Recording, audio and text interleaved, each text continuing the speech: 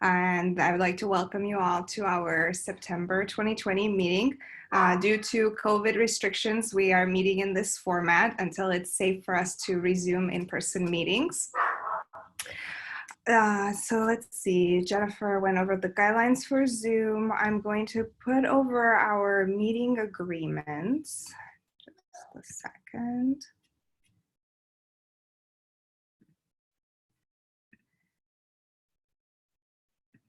These are the same as when we were meeting in person, and they're pretty self-explanatory. We basically want to take turns to speak, and just kind of follow the lead of the facilitator. If you'd like to speak, raise your hand. Don't personalize negative feedback. Avoid placing blame or being disrespectful. Respect different viewpoints, and so on and so forth. I think they're pretty self-explanatory, so I'm not going to read through all of them. And with that, I think let's begin with introductions. I will have the present board members introduce themselves first. Jennifer, why don't you start? My name is Jennifer Breedlove, and I am the Lents Neighborhood Association Land Use Chair.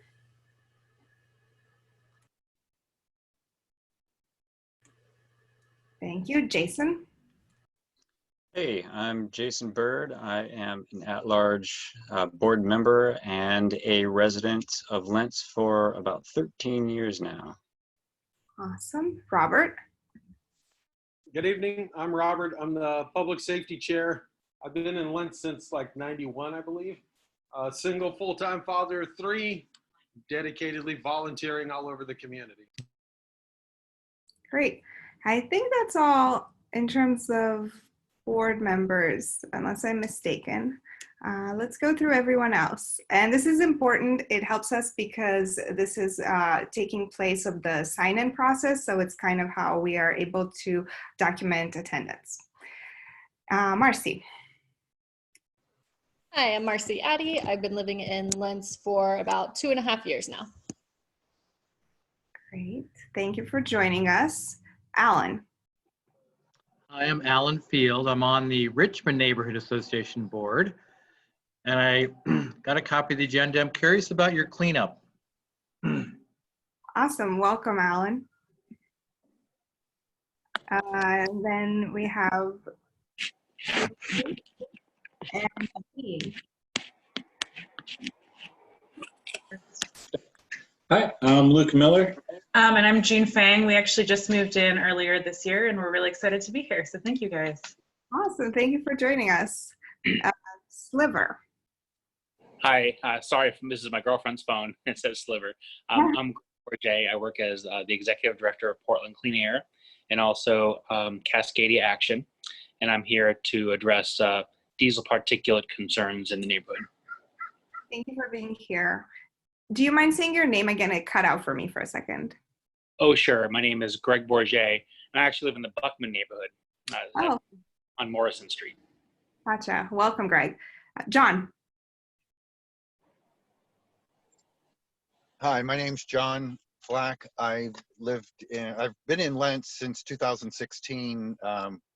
Took me 3 years to build a house, but we have a new house on Flavel at the Springwater Corridor Trail that we moved into officially in August of last year. I'm interested in what the neighborhood is doing and also coordinating with people around placemaking and community building. Awesome. Thank you for being here. Yeah. Maggie.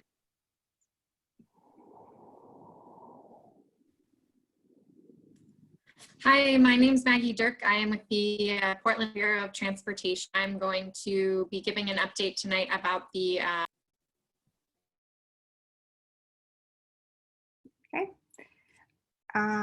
Jen. Hi, I'm a student at UP, and I'm doing work for my nursing clinical in the Lens neighborhood, and so I'm just kind of trying to gather information about the Lens neighborhood, I guess. Awesome. Thank you for being here, Jen. Bradley.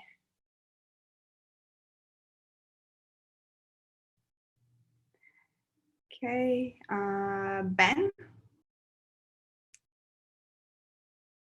If you, Hi. Yeah, hi. just a Lens neighbor. Okay, thank you for being here. And Brian, who is also a board member. Brian, go ahead and introduce yourself, please. Hi, I'm Brian Moore. I'm the board treasurer, and I live here in Lentz. Thank you for being here. Spencer.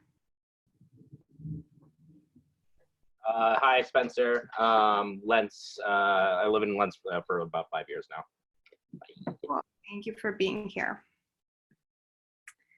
Okay. Well, with that, I have put a copy of the agenda in the chat. Is everyone able to see it? We have to approve the agenda, and it's also a time where if anybody wanted to add something to the agenda, we could. Let me see if I can share my screen for anyone who can't see it. There we are. So what's on the agenda tonight? Our annual report that I'm going to give really quickly, more of a highlight of the last year. Then we will introduce a new election process that the board approved late last week.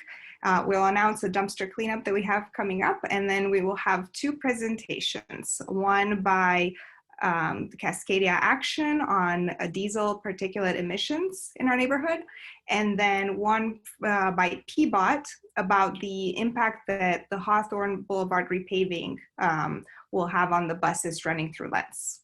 And then we will have time at the end for public comment. Are there any questions about the agenda? Okay, this will be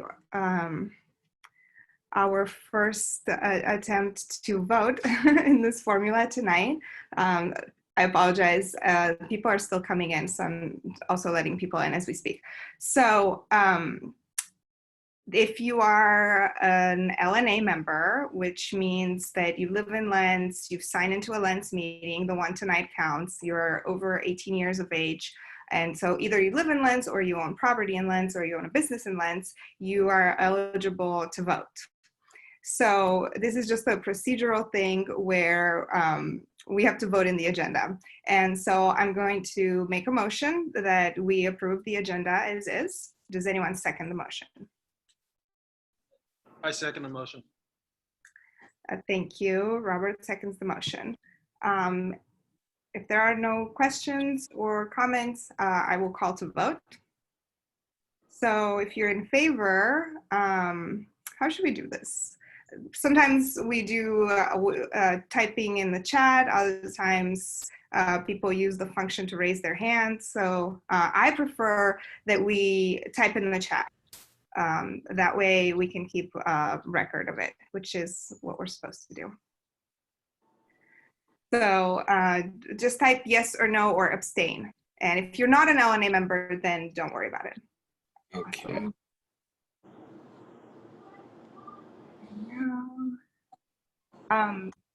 Jennifer, may I ask for your help with counting the votes? Just to double. Yes, I will help you count the votes.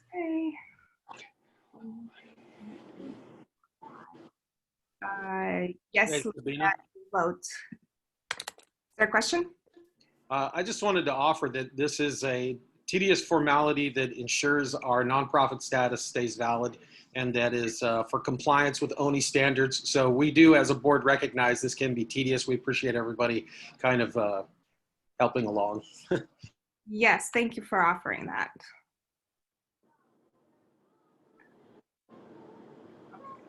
Everyone voted. So, and I'll count myself as a yes too. I guess. Oops.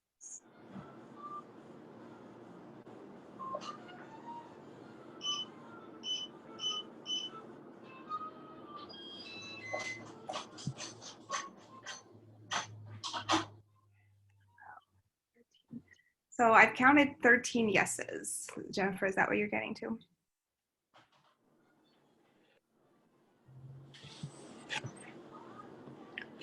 I Hi.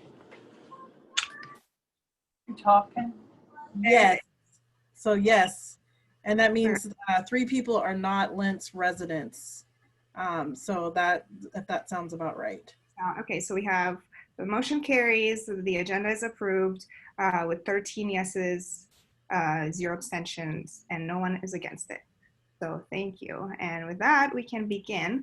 The first thing that I will go over tonight is our annual report. Pull that up.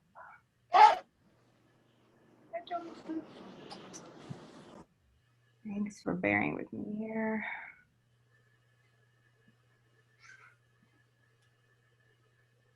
Okay, so this is more of a, I'm just going to call it a highlight reel of what we've done for the last year. Our year starts in September. That's when we typically have elections, and so it ends in September of the following year. And this last year was a pretty strange one for us, as it was for everyone. As you know, COVID had a very big impact. Schools closing for a lot of people, layoffs and loss of income. All the civil unrest and the protests that started downtown slowly kind of started coming east here and affecting some of the neighborhoods out here. And more recently, the wildfires. Adding to that was the fact that we've kind of lost support from our district coalition office and the city bureau that's in charge of the 95 neighborhood associations in Portland. We've lost some of the funding. Those were some things that were already kind of coming down the pipeline, but they were compounded by the impact of COVID. For example, you know, money for cleanups and stuff like that. So even though we faced all that, I'm still really proud of our board members and some of the, you know, all the things that we've accomplished. Some highlights from meetings that we've held over the last year. We did this pre-town hall open house with the mayor. The mayor came to Lentz to talk about public safety back in November, and it was going to be just a speech. They announced it on a very short notice, and we acted very quickly to convene some other agencies that should be a part of the public safety conversation and have kind of an open house prior to the event, get the community together. We provided childcare, we provided a warm meal to the community, and some of the agencies that we were successful in bringing were the Portland Bureau of Emergency Management, Portland Fire and Rescue, Portland Parks and Recreation, PBOT, Office of Youth Violence Prevention. We even had a winter biking Skillshare station. So that was fun. It felt like community building. In January, we hosted Commissioner Joanne Hardesty, who came to Lentz to speak about street response. A pilot program responding to low-risk 911 calls involving people who are houseless. It was supposed to launch in Lentz in the spring of 2020. It got delayed. It's still on the horizon, but due to COVID, we faced some delays. That was one of the meetings that had the highest attendance. I think we counted about 80 people in attendance, and it was really wonderful. The commissioner took so many questions, and it was a very lively conversation. In February, we hosted Metro Councilor Bob Stacy, who came to talk about a proposed transportation investment measure. And then we kind of took a break from hosting meetings and focused on our COVID response, as well as being volunteers. We've all just kind of had to deal with our own issues caused by COVID at home. So our bandwidth was slightly more limited, plus we couldn't meet in person. So, but we reconvened in July. This was one of the meetings that we hosted in August. We convened the Lentz school principals who came to talk about what back to school looks like during COVID. Earlier this month, we also, you can see now our meetings look very different. We are on a screen, convened a meeting on outreach and engagement, where we got together some other neighborhood associations. As some of you know, there are 95 neighborhood associations in Portland, and we just kind of wanted to talk about how everyone is doing outreach and engagement, and if there's anything that we can do to influence how our city government does that as well, and make more room for more voices at the table. Later tonight, we'll announce the dumpster cleanup that we're organizing. So I'm counting that as one of our accomplishments from this year, because it's been taking a few months to plan and coordinate, and we're very proud and excited to be able to offer this service to our community. It will be free to the community, thanks to the generosity of our partners in the community, and thanks to the work of Jennifer, our land use chair, who has been spearheading this project. Advocacy, we started doing some advocacy for Beggar Stick Wildlife Refuge. At some point this summer, we wrote a letter to Metro to ask if they could use some of their funds to restore the area and help address some of the concerns of the community.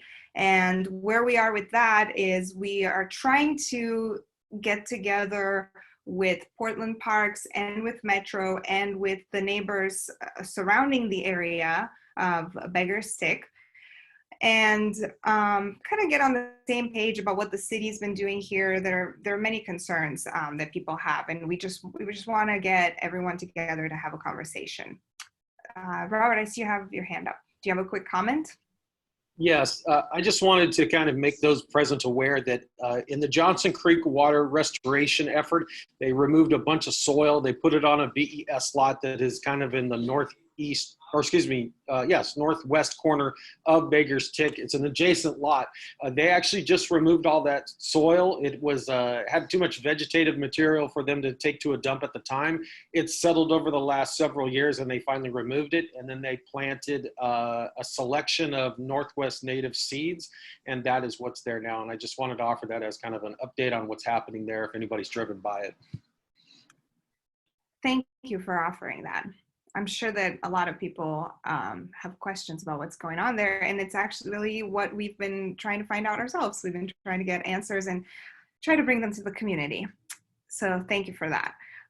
So speaking of COVID, our response to COVID was that we've created a new page on our website with resources for the community to access all in one place as they pertain to LENS.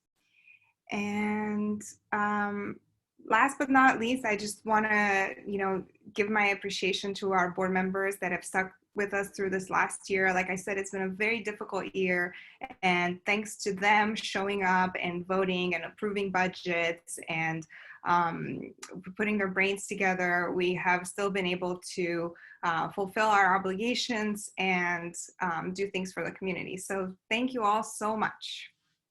Does anyone have any questions? Okay, and that leads us to the next topic, which is our elections. So we usually hold our elections every year in September. This year, because of COVID, we can't convene in person. We have to do it in person because we have to check eligibility of the people voting.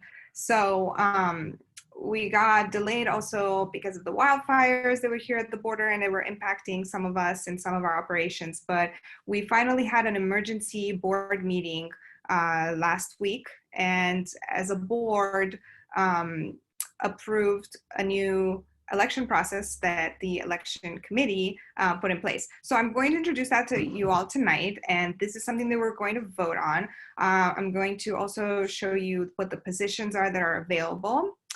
And we're definitely interested in everyone's feedback. This is something that we hope that the community can craft together or refine together, and maybe we can set an example for other neighborhoods. I'm not sure exactly how everyone is doing their elections. I know that some are doing it online.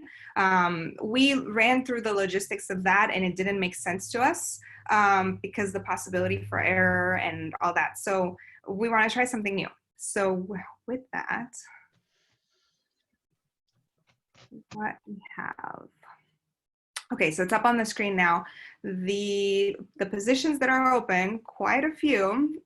Pretty much the only people whose seats are not changing are mine, as the chair or president, and Jennifer, who is our land use chair. We have a 2-year vice president seat open, a secretary position open, transportation, treasurer, public safety, and then we have 3 2-year at-large seats and 2 1-year at-large seats. And not all of those have to be filled, but we do have to have a minimum of 7 of them filled. And some of them are mandatory, such as, we have to have a treasurer, we have to have a secretary. So here's kind of the timeline. Okay, so first, I guess I should say, we are seeing this, we're calling this a drive-through election, and we're thinking about doing it at the same place where we usually meet, which is the Lents Activity Center on 89 in Woodstock in the Seventh-day Adventist Church parking lot. And we're thinking of just kind of having people rolling through, having 3 checkpoints, one when we check eligibility. This would, of course, follow all the, COVID safety guidelines. We would have a monitor supervising all of that. And so 3 checkpoints. One is where we check people's eligibility. The second one is where we give them their ballots. And then the third one is where we collect their ballots. And so prior to that, where we are here on the timeline is tonight, you all have to vote on it as our members. That's what the bylaws say. And if you approve it, then we will begin promoting it actively through our newsletter, posted in person at the District Coalition office in downtown Lens, at the church. We'll add it to the city calendar, publish on our website, on social media, and so on. And then we will solicit photos and bios from candidates, as well as requests for translation, interpretation, and ADA accommodations. So we hope to make it fun and lively and encourage people to carry a campaign for their seat. And the reason we're giving people a deadline to submit their photo and bio by October 6th is because we want to publicize that on our website, and we want to have enough time to do all of that. And then we will hold a special election, like a candidate forum on October 20th, where people can ask questions from the candidates, ask questions about the process, and the candidates can give their speeches and all that. And then during our regularly scheduled October meeting on Tuesday, October 27, that's when we will do our election, the drive-through process that I just explained. And then we will have a little setup inside the activity center where someone's going to be counting. An independent party will count the votes, and we're aiming to announce them that night or at the latest the next day. And so what this process does is allows us to check eligibility from people, and as well as have, written records, which is what we're supposed to keep. So we have to follow, our bylaws and city code, ONI's Office of Neighborhood Involvement, standards for neighborhood associations and all that, for how we conduct these. So that's why we're doing it this way. And within all of that, there's more details, of course, but that is the gist of it. Does anyone have any questions or do you have things that are important to you about how this process is conducted? I should also say that we have an election committee. Right now, it's myself and Robert, and we would love to have more members on this committee because there is work that needs to be done. We need more volunteers. As you just heard, there are a ton of tasks that need to happen over the next month, and I can guarantee you that we need more than 2 people to do those. So please, if you have a question, raise your hand. Robert, I see you have your hand up. I just wanted to offer that the decision to move it in person was with the understanding that we'd be following similar safety standards that Portland Public Schools is using, that the Nets recently used when they were dealing with disaster victims from the fires. So it is very conscious of keeping contact to a minimum, and that's why it's in person in part. The other thing is trying to do anything alternatively, like online, creates such a logistical nightmare that it just wasn't practical. And then the final element was, we normally meet at that place at that time. And so that's where some of that decisions came from. And I just offer that in case there's any feedback. We welcome it, but that's how we kind of got there. Thank you for that. And I've also just pasted the document that I just had up on my screen, if people want to have it. Any other questions or comments?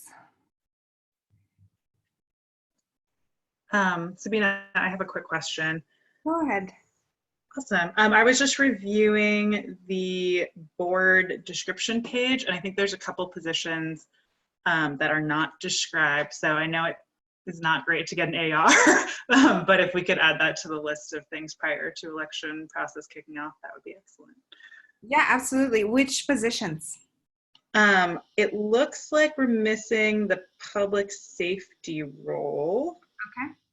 And then I do think I did see the transportation item on there. So I think maybe if there was some verbiage around that, that would cover it all. Okay. Thank you. Yeah. Are you interested in any of the positions? As a new person, I think I would be willing to help volunteer with some of the election work if that's something that needs to be done. But that works for now, just observing. Yeah. Well, there is no minimum experience that one must have to be on the board. I guess I should say that. Just kind of I guess when I ran, what they asked of me is, they said, if you are a good communicator and if you care about your neighborhood and if you have a desire to learn, then you live in Lens and you qualify according to the bylaws, then you are perfectly qualified to run for a position. And the requirements are, right now we have 2 meetings a month on most months, but not all months. Like we generally don't meet in December, or sometimes November, either we'll combine them or, yeah. Okay, Robert? Robert, go ahead. Thank you. I just wanted to offer that one of the considerations as the board moves forward is getting a little more training as board members, and that is one of the items that's hoped for as we reseat a new board. I'm currently public safety. The job of public safety is up to one's own imagination, right? To a large degree. In the past, it's had a very direct connection to law enforcement. Over time, that's changed, evolved, what have you. Portland Fire, it's sometimes a connection to Portland Fire. So it's a very, you make of it what you will. With the bulk of our positions, it's you make of it what you will. So I don't mean that to be any kind of explanation of the job or anything, but just to offer some more clarity about kind of how the board functions. This is all, deal your own adventure kind of situation, so. Yeah.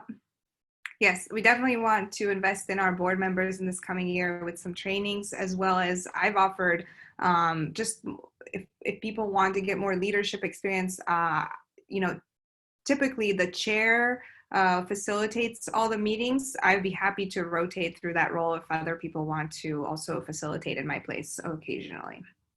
Okay, so if there are no more questions or comments, which I don't see any more hands raised, I am going to move that we approve the new election process as presented tonight. Is there a second? I'll second.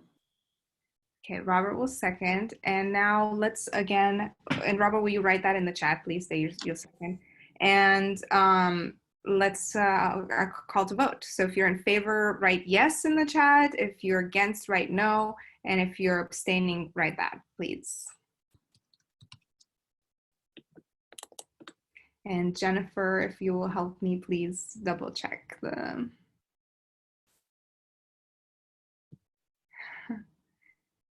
And for Luke and Jean, do you mind doing 2 step, like writing your vote twice or something?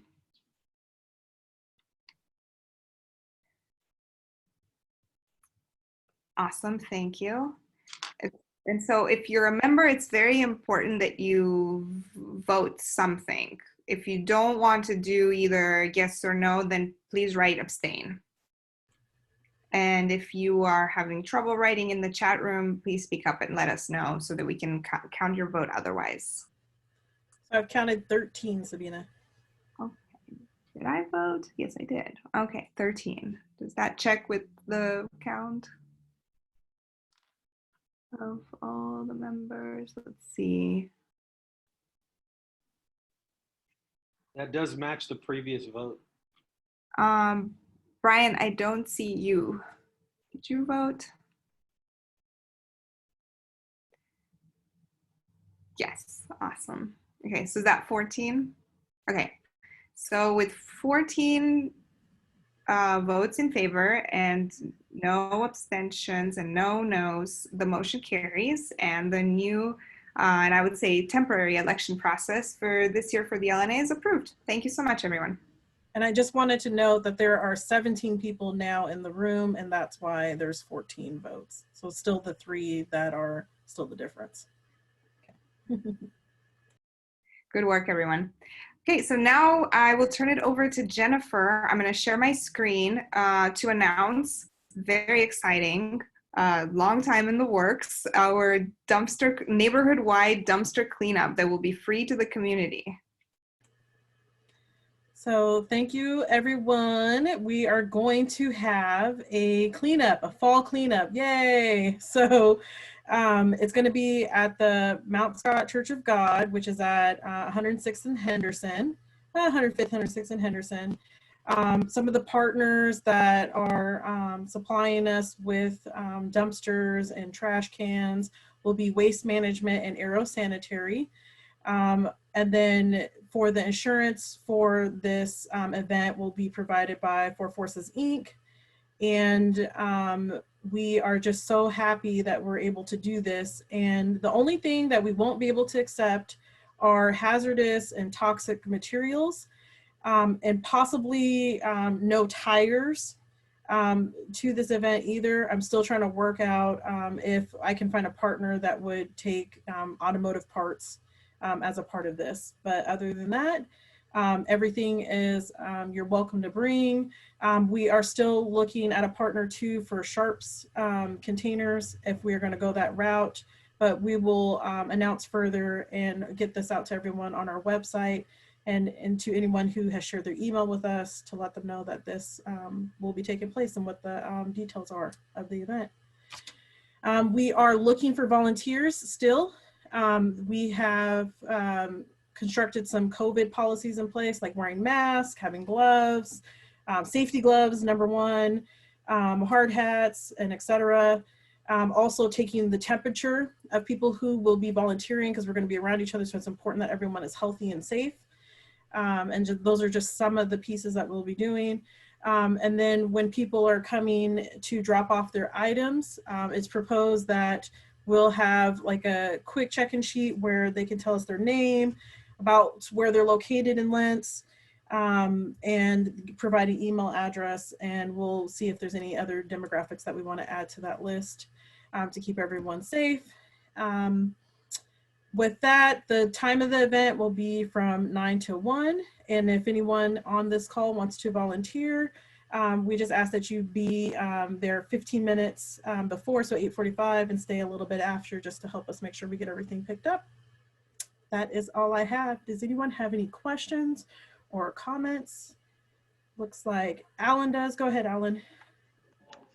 Yeah, I'm on the Richmond Neighborhood Association, and I'm one of the co-organizers of our annual cleanup. And since BPS canceled all cleanup reimbursements, we are trying to redesign our cleanup campaign. So I was interested to see how you're doing it. So that's one way we could do it. It just offered as a free service. We were thinking about charging some fee to make it self-sustaining. But even in your format, what about putting it out there that you're willing to accept donations? And if you're fiscally sponsored, you can give a donation receipt, tax deductible. So Might as well, if people are willing to donate, put it out there.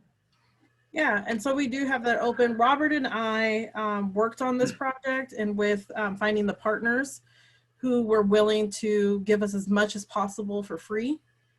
And so we're going to only have very limited costs. Most of the costs that we'll be paying for is just keeping people safe, so the COVID stuff. And then possibly the dump fee. So we're still trying to work out some particulars with the Metro dump site in Oregon City to see if they can either, do this for free for us and accept the dump that's going to come from our partner with Aero Sanitary, or if they can give us, a substantial discount. How many dumpsters do you expect to get donated and used? So we are going to get a total of 5 dumpsters. All donated? All donated. Wow. And then we're also going to have some recycle containers and then some smaller dumpsters for other miscellaneous items. Okay.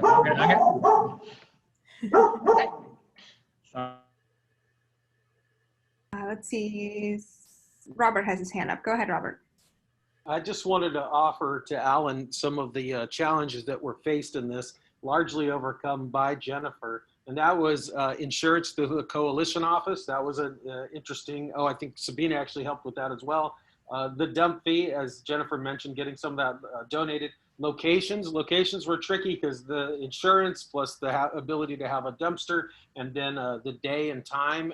Churches obviously have different services on the weekend. So there were certainly some issues. The city offers stuff on the backside to trash haulers that is not readily apparent when you go in. So in normal times, in fact, I think this happened, correct me if I'm wrong here, Jennifer, she approached one of the sanitation companies and they were like, yeah, we're happy to offer that. They said, but wait, let us get hold of Metro and get back to you. So what they did was they asked Metro if they had that money that you're referencing, Alan, when you talk about the city not supporting these for this year. And they said, oh, the program's not running, so no, we'd have to charge you. So then Jennifer went back to work to make it work.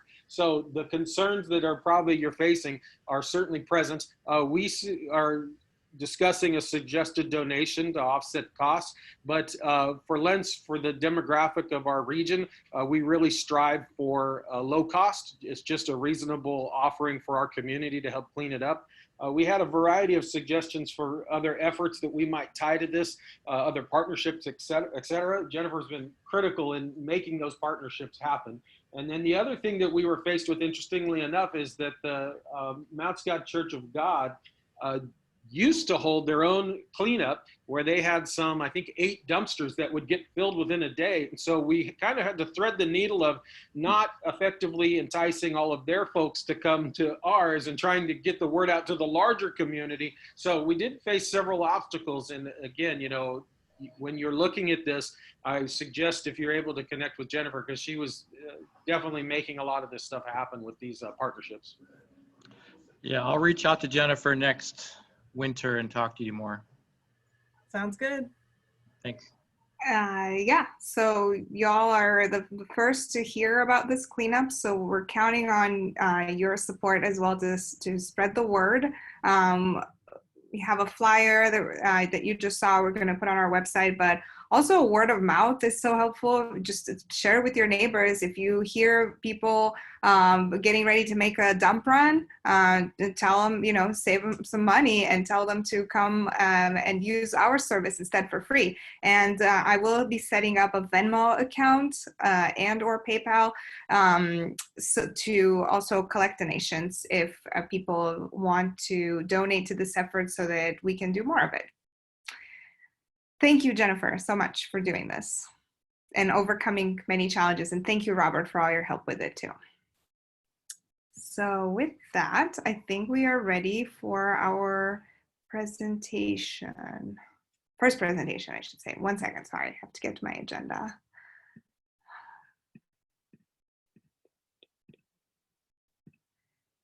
Who is first? Cascadia Action is first. Greg, are you still here?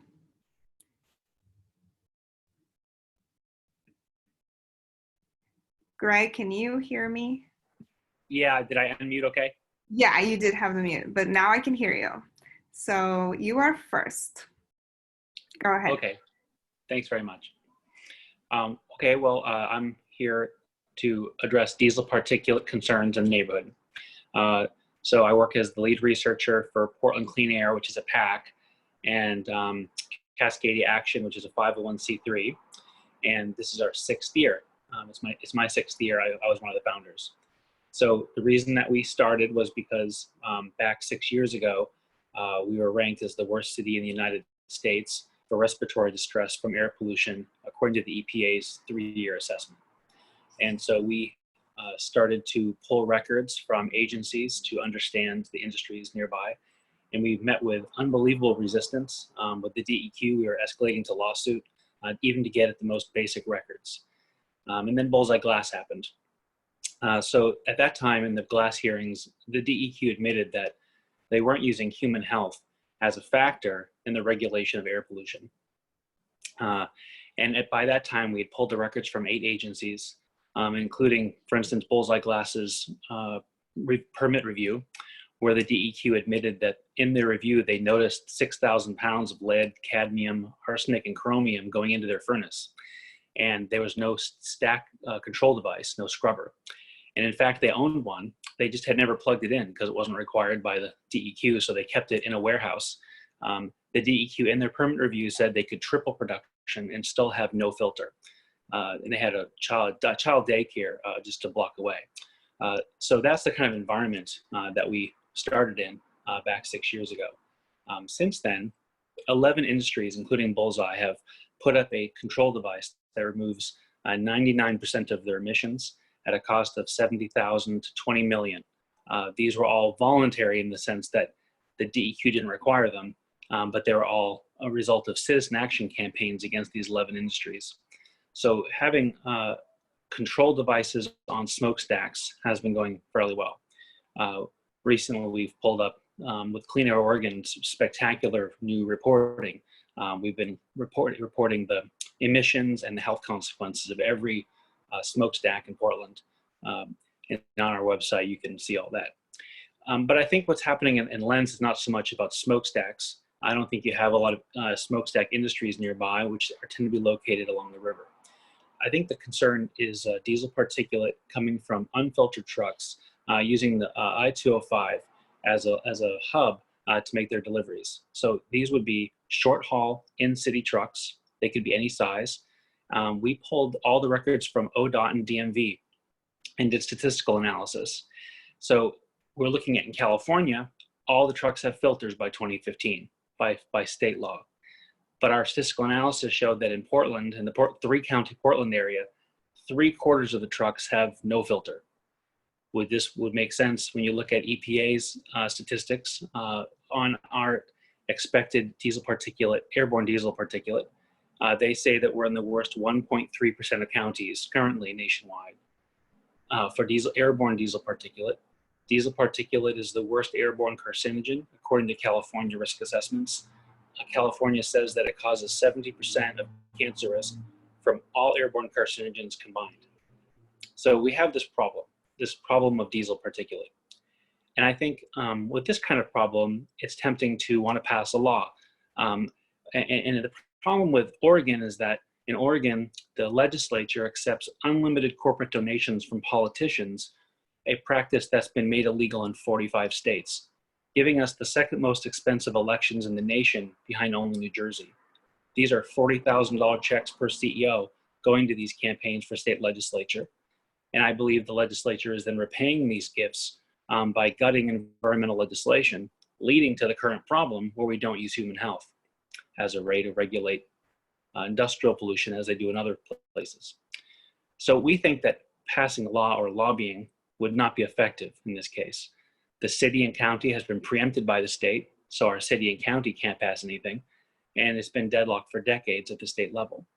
Recently, there was a diesel bill, and it passed, and it gutted any kind of attempt to be able to address this. They gave a 10-year moratorium to get filters on trucks, and even then, these trucking companies can relocate outside the county in Oregon, and they can continue to run here. So in lieu of legislation, what we're doing is a campaign of negotiation.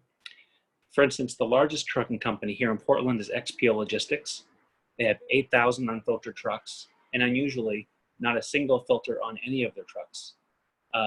They own more unfiltered trucks here in Portland than the next 11 largest fleets combined. They're owned by DeJoy, the guy who was just made U.S. Postmaster General, the Trump mega donor, who's right now removing sorting machines to stop mail-in voting. He's been all over the news for that, and so that's XPO Logistics' company. So here in Lentz, you have, I believe, some high truck counts along the 205. ODOT reports that they're very high, but in Elliott neighborhood, they're 3 times higher along the I-5. So I think you have very high diesel particulate levels, similar to downtown Portland, for instance, but not as high as, say, Elliott neighborhood. And we've been working, I was just at the Elliott meeting just a few days ago. I've been working with them for a couple of years. And so they're spearheading a campaign to go after XPO Logistics, USF Redaway, and some of the other big fleets. So they have a negotiation letter, which it would be wonderful if your board would sign. There's also 4 other letters going after some of the largest stack emitters. The way that this has been working has been a cooperative effort. We've been canvassing the city, and 3,000 people have joined our group. But I would say that the main political power with us is participating organizations. Right now there's 39, get my numbers straight. There's 39 neighborhood association boards who have provided a liaison to this project.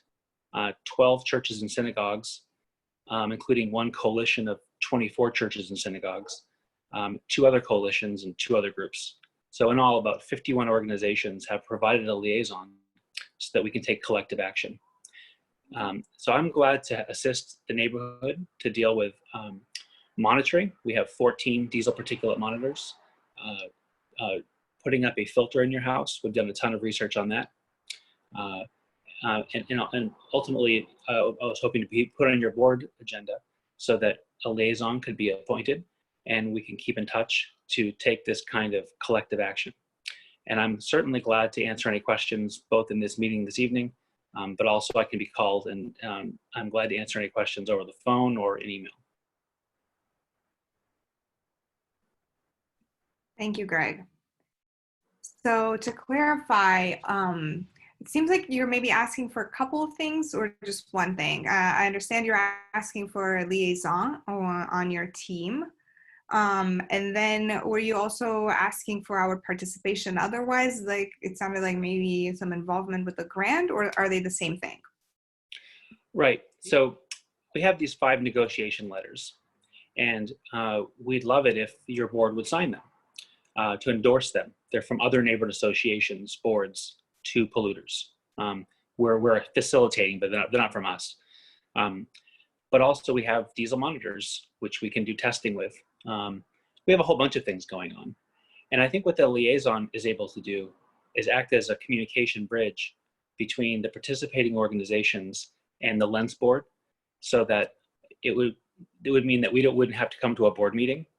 Because on the scale of this project, we've contacted in the last month on a grant from Concordia Foundation, we've contacted 200 Portland organizations.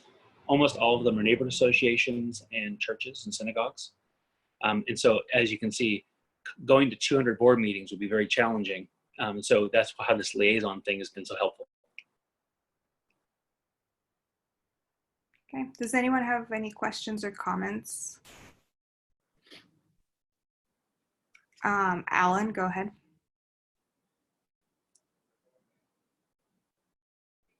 Alan, you're muted, so you have to unmute first. Sorry, by coincidence, I joined this to hear about your cleanup, but I'm the secretary on the Richmond Neighborhood Association, and I got your agenda request to be on our next meeting. So I was curious to hear your presentation. On our agenda request, you didn't ask for a letter of support, but it kind of sounds like you will be asking for one. Yeah, we've been asking each participating group to provide a liaison And then the first thing we ask the liaison to do is to bring these 5 letters before the board. And then depending on where you are, we ask you to engage on maybe a nearby polluter, or if you have the highway right in your neighborhood, we talk to you about diesel.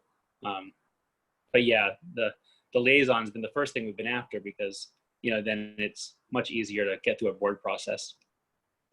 Okay, if you could send us those letters in advance. Sure. Yeah, I guess I'm a little confused about what the letters are because I don't think we've had a chance to see them. Right. So I can provide the letters, which is usually provided through your liaison. But for instance, one letter is from the board of Linton's, the Linton Neighbor Association board, and it's asking that there's a statewide commission that has recently announced that in an earthquake, the Linton tank farms, which hold 90% of petrochemicals for the entire state of Oregon, would rupture and cause a civil disaster, which they say is the equivalent to Fukushima. The Linton board's very unhappy about that. And so they would like those tank farms moved to bedrock and be decentralized, as many scientists are saying is required immediately. So they've written these petrochemical companies and asked them to relocate. So that's one of the 5 letters, and there's more letters being written. And so these are letters from neighborhood association boards to polluters. And so generally we provide these to the liaison provides them to the board. We have people that can answer any questions, and you could always talk to the writer of the letter, the originating board.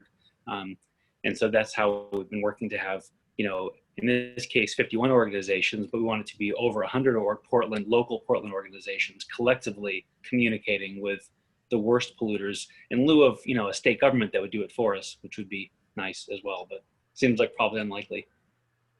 Sure. So from our members, is there anyone who would like to, oh, I see you have your hand up, Jean, go ahead. Sorry, I just had a general question about this sort of activity. Have you thought about reaching out to some of the bigger industrial partners in the Portland area and asking them to put pressure on their logistics suppliers? Because I think we have a lot of leverage and there are a lot of local companies that would like to be perceived as well integrated with their local communities. So I think that could be another avenue if that hasn't been a route that you guys have taken. Yeah, we've been talking to a Union Pacific. We're working to build up to talk to Union Pacific. We think they're the largest consumer of trucking in Portland. But I remember talking to one of the board members at New Seasons, and they're a little nervous about this topic because I'll bet you that 3/4 of their local trucks delivering the New Seasons, I'll bet you those are not filtered trucks because we were the first ones to pull the ODOT and DMV records. I think we did statistical analysis and we listed every truck fleet in the state and then how big their filtered versus unfiltered fleet is. So one could purchase filtered trucking. There are filtered fleets, but they're harder to find. And I think without the records analysis, you wouldn't even, I don't think New Seasons probably gave it a moment's thought. They just purchased trucking. So we've talked about this before. I think that is a very smart way to go. We've not taken that approach, but I think it's probably the best approach possible. We have limited capacity, and we certainly must expand the campaign to include that because I think what you're saying is probably the easiest way to approach this. Right now, we've been focusing on going right to the fleets themselves, but ultimately, I think going to the consumers of trucking would be brilliant. And it looks like Robert has his hand up too, Savannah.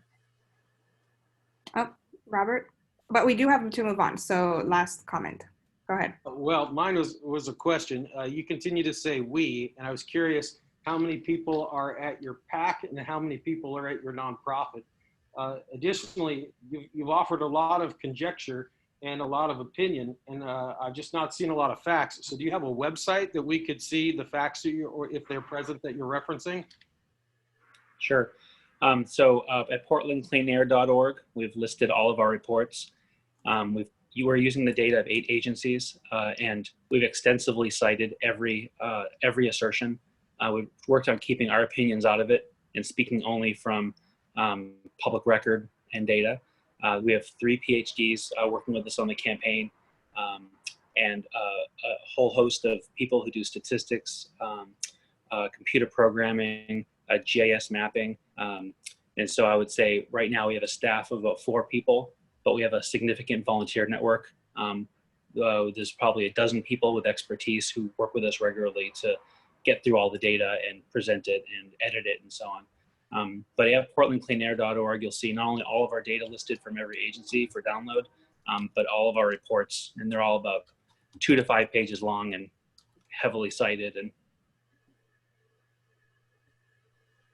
Thank you. So at this point, is there anyone from our members who would like to make a motion to vote an LNA representative on this committee? And while people are thinking about that, Jennifer, I don't know if you can see my messages. I was asking if we can make. Yes. Okay. Thank you. As a point of order, I understood this was to be presented to the board first and then the membership. Did I miss something? No, actually, it was to be presented to the membership. I would like to make a motion. Go ahead. I'd like to make a motion to refer the topic to the board for further investigation and consideration before the general membership takes action. I second that second. motion. You have a second. Let's call to vote. So if you are in favor of Brian's motion to move this discussion over to the board before the general membership takes action on it, so that the board, I think what Brian's saying, the board brings a recommendation to the general membership first, that would be a yes vote. And if you're against that, say no, and otherwise say abstain. And this is for our members to vote.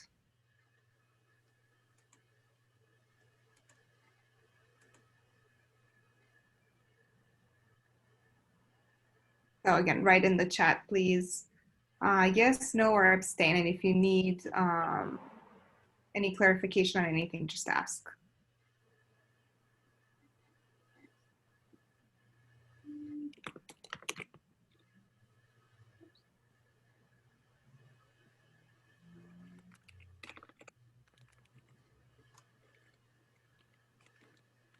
Okay, has everyone had a chance to vote?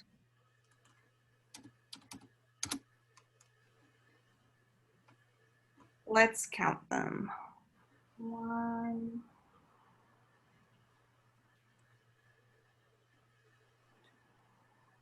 I count 7 yeses, 1 no, and 4 abstentions.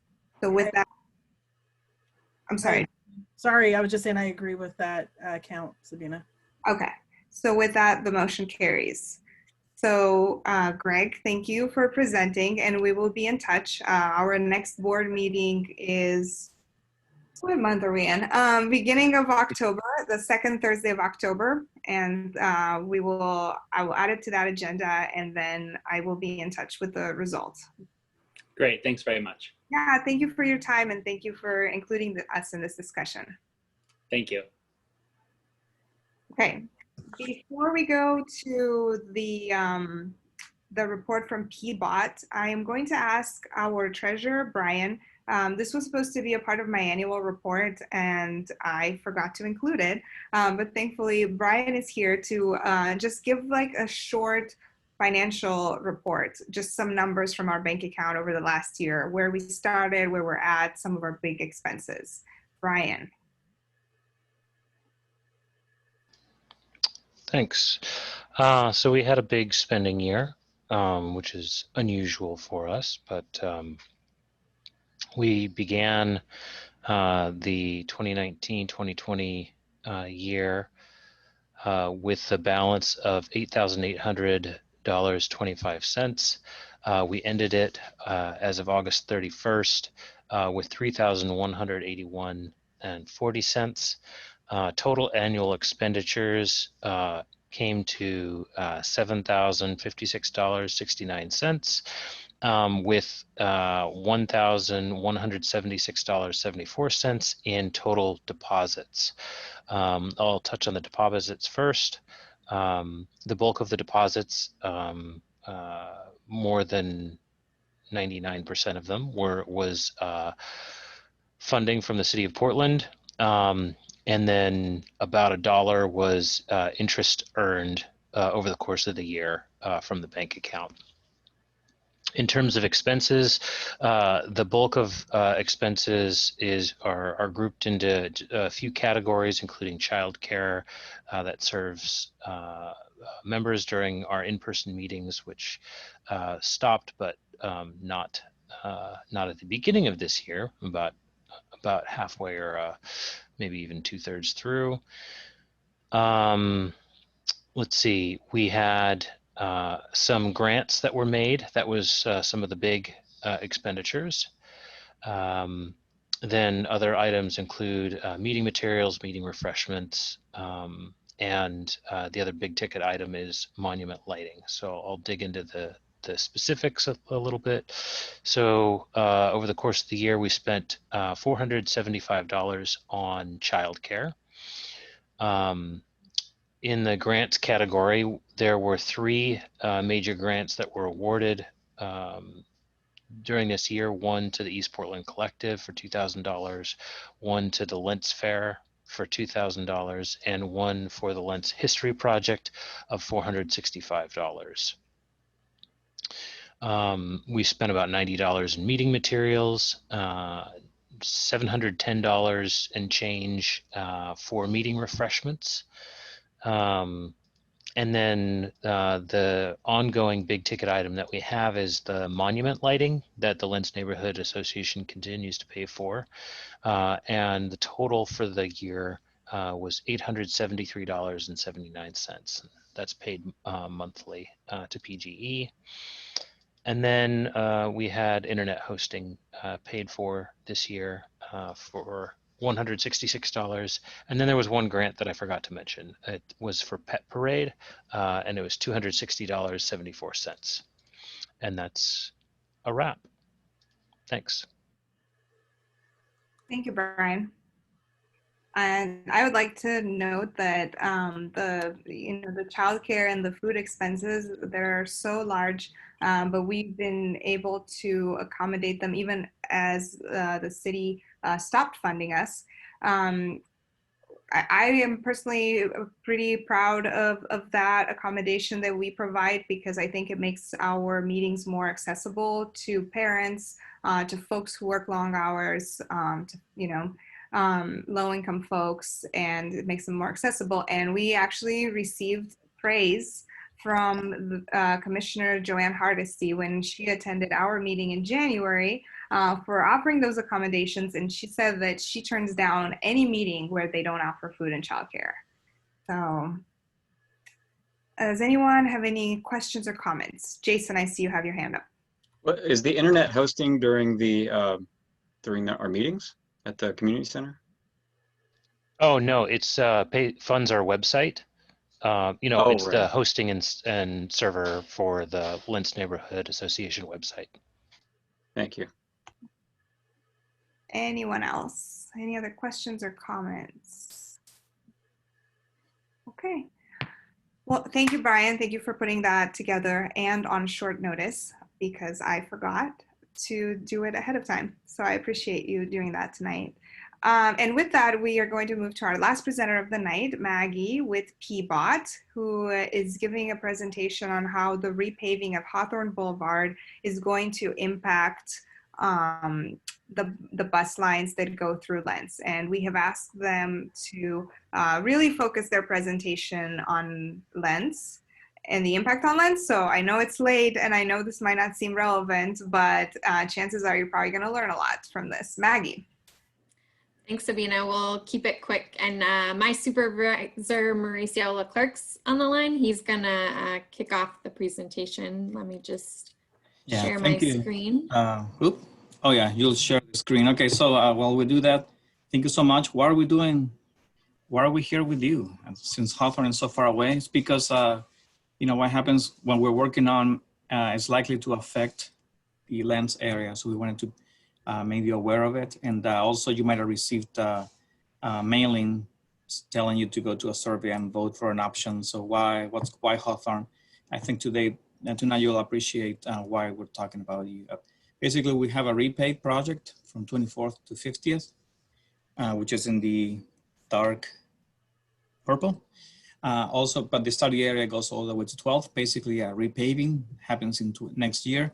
That means we can kind of a clean slate, and we can restripe it, and we have some ideas. It's a Vision Zero corridor. You know, the lanes are too narrow for buses, so we always thought, could we do something better? So, Mauricio Leclerc, supervisor planner.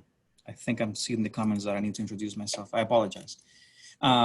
So we've gone about a year now, and we're now, if you look at the timeline at the bottom, September, you know, we basically develop alternatives, and we want to walk you through them. And we're going to focus on the impact to Lens, which is basically primarily as a result of the changing lanes. It affects the travel time for a driver, but particularly for a bus, you know, and line 14, as you well know, goes straight to Lens. I think the next slide is basically what can we do with the project. We don't have the funding to do the big thing. We have here on the left, on the blue, this striping, the repaving and striping, and with that we'll upgrade the curb ramps. We may find more money for crossings and maybe some transit enhancements for the line 14, but anything bigger than that, curbs, moving ramps, sidewalks, and things between 12th and 24th are out of the scope. So that's basically the very quick intro, and now we'll jump straight into what options we have and what does it mean for Lens. So I think I'll pass it on to Maggie, and I'll just for questions. Thank you. So quick snapshot of the current street configuration on Hawthorne. So within the study area of our project, we have two different street configurations. So west to Cesar Chavez, there are two general travel lanes in each direction and parking on both sides of the street. That's the top picture that you see on that side. And then east of Cesar Chavez, the lower picture, we have one general travel lane in each direction and a continuous center left turn lane and on-street parking on both sides. So because we're not moving the curbs with this project, it gives us about 52 feet to work with, curb to curb. And when we have a lot of curb extensions on Hawthorne, so the roadway does narrow at some points, particularly at crossings where we have those curb extensions. And so at those points, we have 36 feet to work with. So the different alternatives that we evaluated, and these are different restriping options for the road. So our first one is, would just maintain the existing lane configuration that's on Hawthorne. So that's just the previous slide I showed you. Alternative 2 would extend the 3-lane configuration that's currently in place east of Cesar Chavez all the way west. And this would include some bus priority improvements at Cesar Chavez and on-street parking on both sides of the street. And then alternative 3, we have two different sub-alternatives. And so this would reconfigure the street to include bike lanes. There would be no center turn lane, and there would still be parking on both sides of the street. But for these alternatives, there would have to be more removed to accommodate the bike lanes.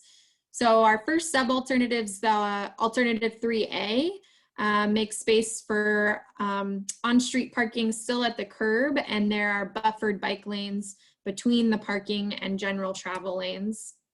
And alternative 3B, the bike lane shifts to the curb and creates parking protected bike lanes.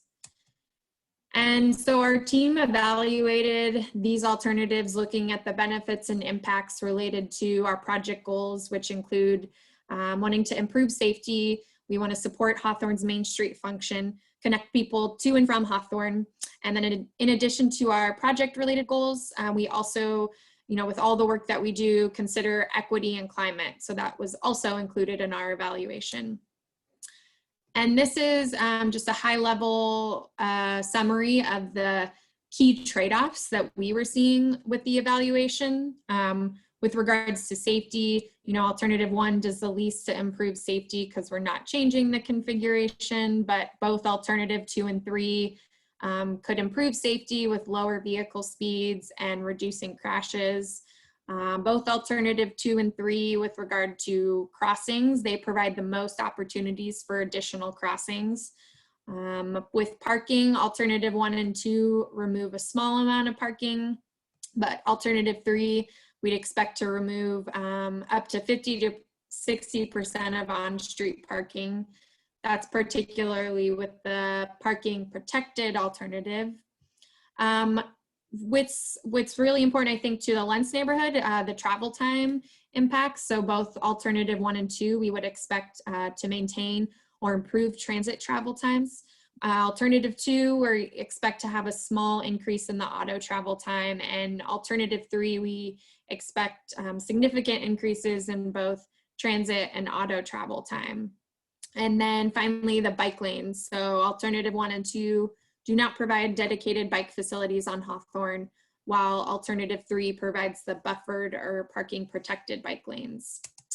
So again, a couple of the key trade-offs that we really wanted to highlight for the Lentz Neighborhood Association and Lentz neighborhood in general was this key trade-off of impacts to car and transit travel times. So for alternative 1, we don't expect auto travel time to change. We're keeping the same, we'd be keeping the same lane configuration. And we could see some travel time savings for transit because we have been working with TriMet to optimize the stops along Hawthorne. So some of the stops being removed, particularly along Hawthorne for transit line 14.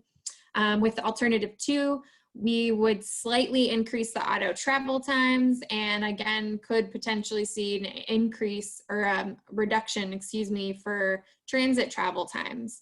That would be as a result of stop optimization. Alternative 2 also provides a center left turn lane. It offers wider travel lanes, which reduces the risk of mirror strike crashes and also provides bus priority improvements at Cesar Chavez. And then lastly, with alternative 3, so 3A and 3B, we expect auto and transit travel times to increase significantly. And this is a result of not having a center left turn lane for vehicles, and then also not having those bus priority improvements at Cesar Chavez. And really, we anticipate this impact to transit travel times to have equity impacts to communities beyond Hawthorne. So we looked at our PBOT equity matrix to give an explanation of how this matrix works. A higher equity matrix score means there's a higher concentration of people of color and low-income households in that area. And Portland has a citywide average of 5. And areas that are outlined in yellow have a percentage of people with limited English proficiency that's higher than our citywide average of 3.8%. So you can see on this map that the areas immediately surrounding Hawthorne, they have lower equity matrix scores. This means these areas are neighborhoods of higher income households and have a lower percentage of people of color. And so we also wanted to look at, where the line 14 goes. When looking at the Foster, Powell, and Lentz neighborhoods that have a higher equity matrix score, so meaning they have higher concentrations of low-income households and people of color. And based on just previous surveys and census data, we know that people within these households are more likely to ride transit. Therefore, an increase to transit travel times we think could be really challenging for people that rely on transit in these neighborhoods and already experience long transit travel times. So those were the two, criteria and key takeaways we really wanted to highlight for this neighborhood association. There is a lot more information to dig into, so I'll share these links that you see here to our report and online survey in the chat. At this point, PBOT is not making a recommendation about which alternative we think is best to move forward. That's really the purpose of this outreach now. We want to hear from the community about what you think of the evaluation, which trade-offs are most important to you, and do you have new ideas that we should consider? So that is all that we have, and we can take any questions. Thank you. Thank you, Maggie and Mauricio. How do I say your name? Mauricio? Mauricio, that's good. Yeah. So before we take questions, I just want to acknowledge that there are many people in this meeting who have not had a chance to ask questions tonight. And I just wanted to encourage you to do so if you have any, or to let us know how we can best support you to feel comfortable asking questions if you have any. You can raise your hand or you can put them in the chat. And with that, I'm going to just scroll through. There are some questions in the chat room. Robert is asking, how many on your team live in the impacted area, are not state or city employees? The Hawthorne area? Robert, could you clarify what you meant? Do you mind just speaking, Robert? Is that possible? Sorry. If it's, So what I was curious about is you talk about your PBOT team. How many live in this impacted area and would be actually impacted by these efforts? How many have families? How many are not state? Like, do you have any residents at all? Any minorities that use the bus? Because these, as I've listened to this presentation, seems incredibly out of touch with what we actually have living on the street out here that I interact with daily. So I'm just curious what the makeup of your team was. Well, the makeup of my team is not, I don't think it's particularly interesting to the discussion. We work all over the city, so I don't break out my team into area A, area B. The important part is that we're actually coming here to discuss the issue of potential impacts to people who ride the bus, who tend to be minorities, low income. So that's exactly what we're here for. So I don't think I understand what you say that we're not addressing this very important issue. And we are actually head on this, right? Respectfully, if you have a community member asking this question of the demographic of your team, then it becomes relevant. So I don't know why you would hide that. It doesn't make sense to me. Yeah, well, as professionals, we are looking at the city as a whole, and we developed as best as we can processes so that the people who are impacted participate and have a voice. Now we are several miles from Hawthorne, but we think that we need to hear from you, and you need to learn about the project precisely because we're thinking of that. Okay. I see Alan also has a question, and I want to get to it. But first, I just wanted to make sure, since that question that Alan has doesn't seem like it's about the topic that's been presented here, is everyone else here kind of clear on what was presented and kind of the changes coming to us? Or do you have any other questions or comments relevant to the presentation? Jennifer, you have your hand up. Yeah, so I guess my question is does the community still have a time to have a chance to vote on these? So is there still, okay. Yeah, so we're here, we have an active survey that is in the last page of the website, and we have sent a large mailing to folks so that they can participate that way. Also, we're not making a decision right now, so basically we'll collect this information and then we'll proceed with some further thinking if needed, and we'll then if we make a decision or we make a change or something, we'll broadcast it again, and people will have an opportunity to comment one more time. So this is not the first bite of the apple.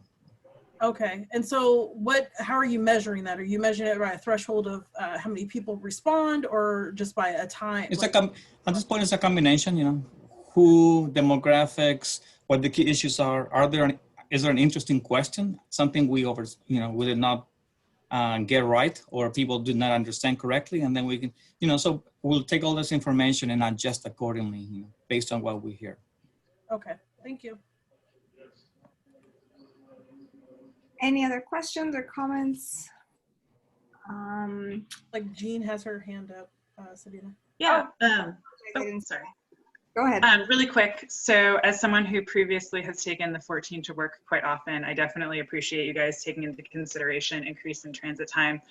Because I know going from downtown even halfway up the 14 route can be very arduous during rush hour. Yeah. I was very curious. I know Clinton and Salmon are both greenways, and those are within 2 blocks of Hawthorne. I've personally biked down both of those. Is there any strong motivation to also make Hawthorne bike friendly? Because there are two very viable, very safe options within, Yeah, a 2-minute bike ride. good question. The idea of bikes on Hawthorne is part of our bicycle plan for 2030. So we have to consider it. There is the value that Salmon and all the greenways don't quite get you to the main street, and Hawthorne being a destination for all Portlanders, you may want to, can I get there biking? So it's been being considered that way. I don't think it would be necessarily a supplement or a replacement for your commute, but it could be provide you more options, and typically more bicycle options could lead to more cycling. But at this point, yeah, a potential side effect, which we were highlighting, is that if you reduce the number of lanes, the traffic has to go somewhere else, and it could go to the greenway, which would be really bad. So at this point, we're not saying that we're recommending anything or that we cannot think more about it, but that's a potential trade-off here that we've been highlighting too. So yeah, we want to be very careful about not degrading those facilities that most people use for longer trips to downtown or other places. Yeah. Thank you. I see that Alan had a question in the chat, and Alan, you have your hand up. It seems like a more general PBOC question, but if you'd like to ask, go ahead.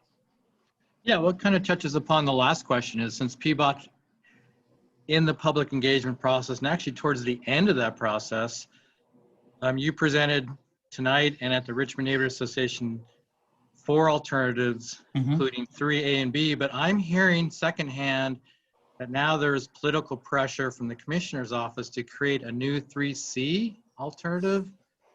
And since you're here, I might as well ask you directly, is that true?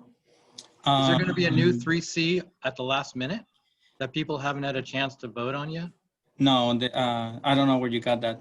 Okay. But what's happened is that we've been meeting with a lot of people. Almost every night we're out there. So people are basically saying, people want to minimize, if you read the report, there's an option in which we're going to capture all this information, and we may want to, discuss things, adjust, and go out again. Doesn't mean that we're going to come in with something new. At this point, people are trying to say, can we have a bike lane without having to have this major impact to transit? And there are some technical questions going on. That may lead somewhere, but at this point, we're just like now, telling people, go to the survey. These are the options at this point. We'll collect that information, and when we'll decide what to do with that information. So. Does that help you? So there's no such thing. Okay. We're not going to, after people have been voting, we're not suddenly going to say, oh, we forgot there's a secret alternative here. It's happened before. Oh, okay. With city government. Yeah, no, we will close the survey. We will close the whole thing, take all the information back, and then proceed accordingly. We may want to tweak things, but it will be a separate process from the actual survey going on right now. So. Okay, thank you. Okay. Thank you, Mauricio and Maggie, for being here tonight. They've put their contact info in the chat. If folks, it's Hawthorne Repave at portlandoregon.gov. If folks have further questions, as well as the survey, Hawthorne. And we really appreciate if you could pass the word to your neighbors and stakeholders, friends, so that we want to hear from as many people from your area as we can. So it's very hard to reach out normally to people, especially now via laptops and stuff. So thank you so much for your time. Thank you for being here. Thanks, everyone. Well, with that, everyone, all that's left, and we're pretty much out of time, but we have now a few minutes for community announcements / public comment. So if you know of any events that are happening in the area that you would like to share with your community, if you yourself are organizing anything it's coming up, anything that anyone would like to share, you can get up to 2 minutes to speak.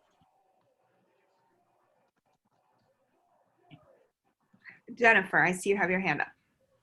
So it was brought to my attention today that the Boys and Girls Club, the Waddles Boys and Girls Club, is planning to do something with the vegetation that is growing wildly around the playground out there.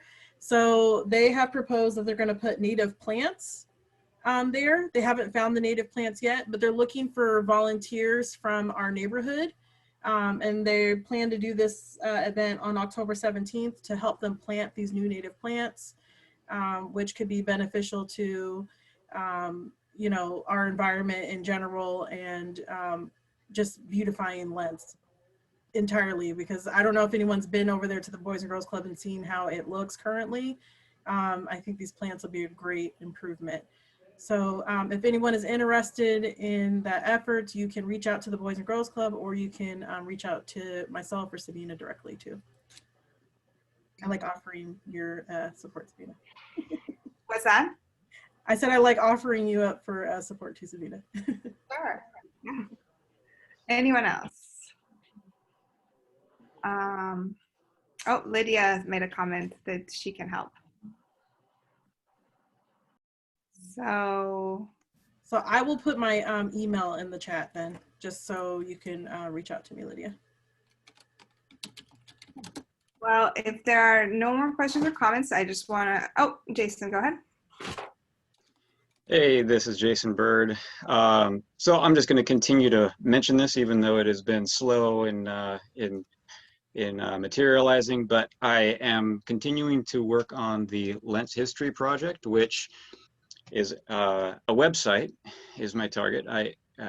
Well, I already have started a website. It's just slow coming. I have lots and lots of amazing historical pictures, and someday you will see them. Lots of pictures, articles, and things that I'm putting together and organizing for this website, and I think it'll be a fun community resource. And if anybody has any questions about it, you can you feel free to reach out to me, or is interested in collaborating or contributing in any way. I'm happy to listen to those suggestions or comments. Thank you. Thank you, Jason. Robert, do you have a quick comment or announcement? Yes, given the recent fires, it is an excellent idea to add yourself to the public alerts system for information relative to fires, etc. Obviously, it's been all over the news. Also, just putting a plug in, the PBAM has a program called NETS, Neighborhood Emergency Teams. It's something you can sign up for. There's some modest training, and then you can deploy to things like the disaster recovery effort that it was held at the refugee center at Clackamas Mall. And it includes rather basic to much more in-depth things. Basic being you might staff the entry of the drive-in and be helping people negotiate where to go.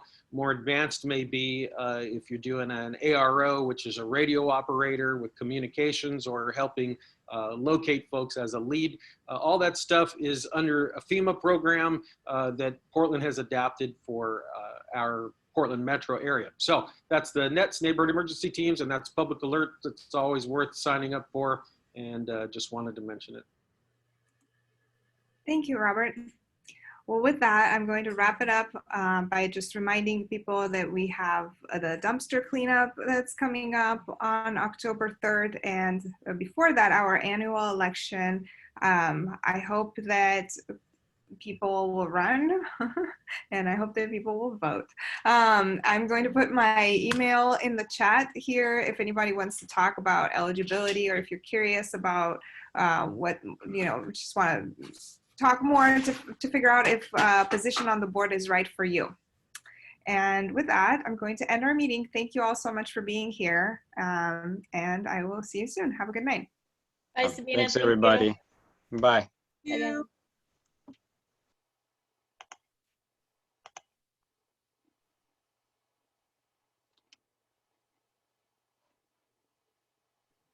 I can't stand Pbot. Sorry, guys.